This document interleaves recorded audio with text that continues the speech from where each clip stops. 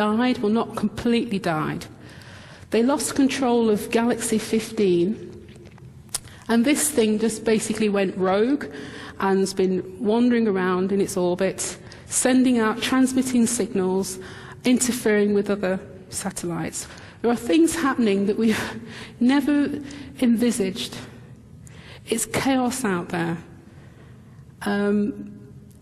And it's all to do with the fact that the environment in space is changing. We are getting huge deliveries of energy. Boom, boom, boom. And the satellites are just being zapped. They're being knocked out. This is the first time we've actually had a zombie sat, where the thing was just sort of alive. It was sort of alive.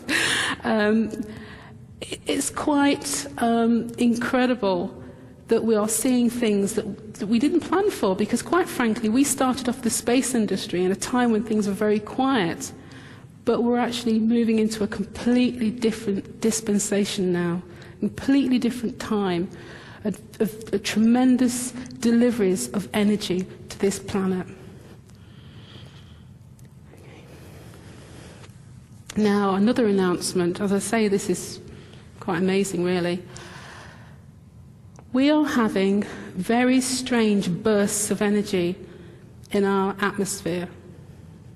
We are seeing things that our scientists only believed would be possible coming from a black hole or coming from a supernova explosion. We are seeing extreme energies. They're now telling us that we are having these extreme blasts above thunderstorms or in thunderstorms, at the top of thunderstorms. And they're now saying they're happening 500 times a day. 500 times a day. But wait a minute. When I wrote my book, they actually said that these blasts were taking place 50 times a day. So in 2 years, since the last time, because what's happening, we're getting regular updates from the scientists. In 2008, they say everywhere we look, we are seeing X-rays and gamma rays flying out of thunderstorms and lightning. The gamma rays are coming out of thunderstorms are so intense we can measure them 600 kilometers away, and so bright they almost blind the spacecraft. Actually, this press release, lightning storm gamma rays could harm air travelers, is probably the most panicked press release I've ever seen. Scientists just can't believe what's taking place in the skies. And in this same press release, they said the 50 times a day. It's definitely happening. There's definitely an increase of the energies and the shift of energies. There's something happening in our atmosphere. Apparently, this field of science is actually now on fire. Excuse the pun, but scientists really want to get involved and really want to understand what's happening in our atmosphere. So here, if you want to go to NASA's website, they will give you a nice little animation, and they're showing how we're getting huge bursts. Now, as far as they're concerned, they feel safe to tell people that energy is bursting out into space. Quite frankly, I can't work out why, if it's an explosion, why it's not going in all directions. So some of it's coming down to the ground level. They just want you to think, don't worry, folks, it's all going out to space. That can't be right. Okay, so this is just a demonstration of this burst of energy. We're getting beams of electrons, and they're actually being picked up by satellites all around the planet. Okay, so next, this announcement just totally blew me away. The environment of our planet, we're basically facing a storm, a cosmic storm. We had 25 comets hit the sun in 10 days. That's absolutely amazing. The scientists said this is just ridiculous, unprecedented, crazy. That is the terms that the space scientists use. I'm not making this up. You can check the press releases yourself. 25 small comets hit the sun in 10 days, and I will explain what's going on out there. But I've put these flashbacks. The military are now hiding, the US military are now hiding fireball data. They just don't want people knowing that there's a storm out there. There's a storm of energy. And in fact, it upset the astronomers so much that some of them threatened to leave the country and go and work somewhere else where they could get the data they were looking for. Okay? So here I just want to emphasize the fact that for a long time scientists thought that space was a really quiet place. Nothing happens. That's what I was taught when I was at school and at university. Space is a quiet place. It's dead cold. Nothing's going on. That is just so far away from the truth. It really is. Okay, so here I just want to point out that scientists have been doing computer models of spiral galaxies, and they think that our galaxy is like this. They're not sure, to be honest, because we're inside this galaxy, so we can't really see it properly, but they believe they've identified these spiral arms. They think that Earth and our solar system is on what they call a local arm. It's a split off, basically, from a bigger arm. Okay, I liked it because it had this diamond-shaped thing inside it. I thought, oh, I'll use this one. Okay. But it turns out that scientists have been doing models, and they say that these spiral arms can actually create spurs. They actually get fragmented by bursts of energy in space. And so space is a lot more diverse. And basically, as we're traveling around... There's a bit of an echo in the... Is it too much, is it? Maybe you could turn the volume a bit. How do I do that? It's too hard, is it? You can't hear it? I don't know what to do with this. Shall I take this mic away from my mouth? You don't think that helps at all? Just keep talking, we'll try to figure it out. Okay.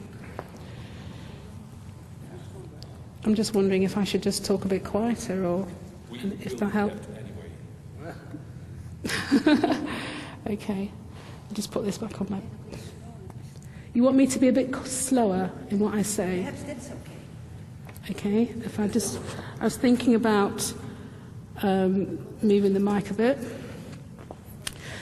So basically, our solar system is not quite like this. That is the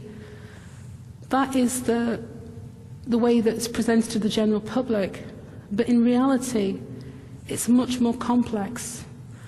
And possibly the fact that we have things happening on Earth, climate change, climate variability, may be more to do with the fact that as our solar system travels around the galactic center, that things are, we're meeting different types of space.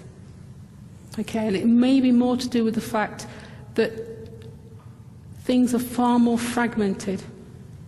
Okay, and I find this interesting that we are actually, it's possible to actually see what the scientists are thinking.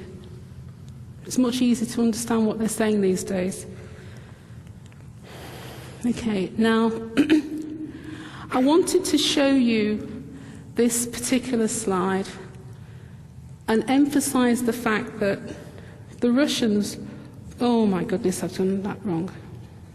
Okay. The Russians told us that we were traversing a new region of space 10 years ago. In fact, it was 1997, 10 years before the Americans admitted it. Okay. And this is actually, I don't really want to read all the details, but just show you the picture. Okay, that the sun is actually in a transition zone. This blue transition zone. We're moving from what they thought was the local interstellar medium into a new region. And we have a cloud that is approaching us coming from the galactic centre. Now wait a minute, what's all this talk about the galactic centre? We've had all sorts of messages talking about energy coming from the galactic centre, changes, transitions. I just think that some of the messages have got mixed up. Okay? This is real. This is what's happening. And I just feel it's important that we don't keep going along with the old ideas that aren't actually correct. I don't talk about things like the photon belt. I don't know what on earth that is, that was meant to be. I talk about things that I know for a fact is actually happening. So I just want to explain that, scientists are aware of the fact that our solar system is in space and it's literally approaching the edge of one region and hitting another region. But in between is something called the Oort cloud. And that basically it's filled with rocks and asteroids. And we're actually disturbing this region. And I believe that what's happening is there is a massive disturbance taking place. And that's why we're seeing a lot more comets and fireballs and asteroids at the moment taking place. The other thing is the fact that scientists have known that there's going to be a change. But the whole thing was just a huge guessing game. They can't really measure distances in space. However, we've had fairly accurate predictions from people groups, indigenous groups, from like the Mayan. They said, you know what, it's now. And it's really quite amazing because I'm going to go through a chart with all the guesses from the scientific community. And comparing to the information that's come from metaphysical sources, the metaphysical sources have been incredibly accurate. Okay, just want to show you the official NASA picture of where our sun is and the fact we seem to be in some kind of transition zone. Okay, and I talked about the ribbon, the snake, I talked about that in my essay. And the fact that it really is like this. It really is. Our little solar system is plunging, is very, very close to a huge transition which is going to affect life on Earth. There's absolutely no doubt about it. It's going to affect life on Earth. So this is a little bit, I'm not going to go into all this detail. I just want you to know that there are scientists that have actually studied this. Paul Laviolette has done some excellent research, and he talks about this dust. I'm not going to go into it. I just want you to be aware of the fact that instead of scientists believing that space was completely empty, instead of that, they've now admit that space is not empty. It's full of life. It's full of dust. Dust is actually, I know it sounds ridiculous, but it's freeze-dried bacteria. If you want to understand this, you have to look at the research of people like Sir Fred Hoyle and Chandra Wickramasinghe, his name is. These are scientists that have been looking at this for many, well, Sir Fred Hoyle has actually died now, but his partner is actually still alive. And they've been investigating this. It's almost like the universe manufactures life. It's already ready to go. It's manufactured in space. We talk about humans being from dust. It's actually true. It's true. Dust is not something that's inorganic. It's not dead. It's actually alive.